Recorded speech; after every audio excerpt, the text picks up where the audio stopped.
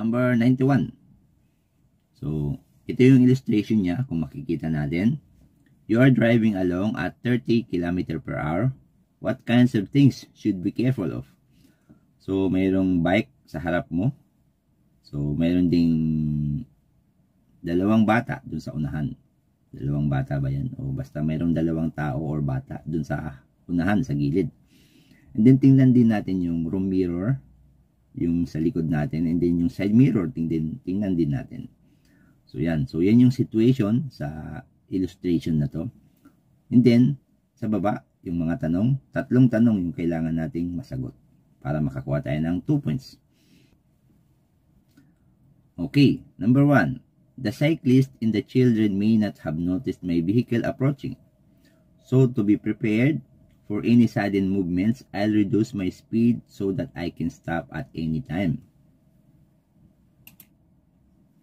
So, tama yun. So, kasi di natin alam na baka hindi tayo napansin ng nagbabike tsaka ng mga bata na mayroon palang kuruma o mayroon palang sasakyan, paparating na tayo.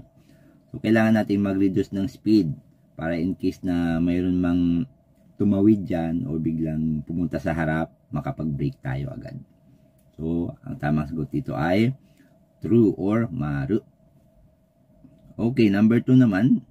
It would be dangerous to pass the bicycle and the children at the same time.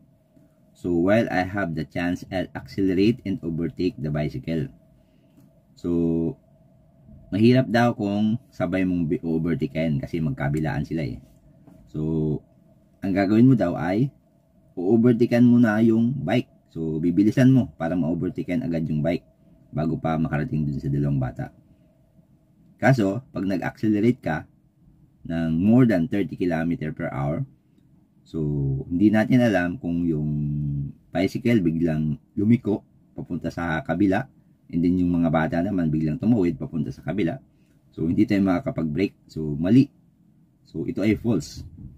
So, hindi tayo pwedeng magdagdag ng speed para mag-overtake sa isa. So, ito ay false or batsu. Okay, number 3 naman. If I keep driving as I am now, I won't be able to respond to any sudden movements of the cyclist or children. So, I'll reduce my speed and maintain a distance behind the bicycle until I pass the children. Okay, so mag-slow down ka and then dumistansya ka dun sa bike para malagpasan nyo pareho yung mga bata. And then saka ka mag-overtake sa bisikleta. So, yun yung magandang pwede mong gawin. So, gagawin natin, ang sagot natin ay true. So, pwede kasi yun. So, safe yun na gawin. So, maru or true.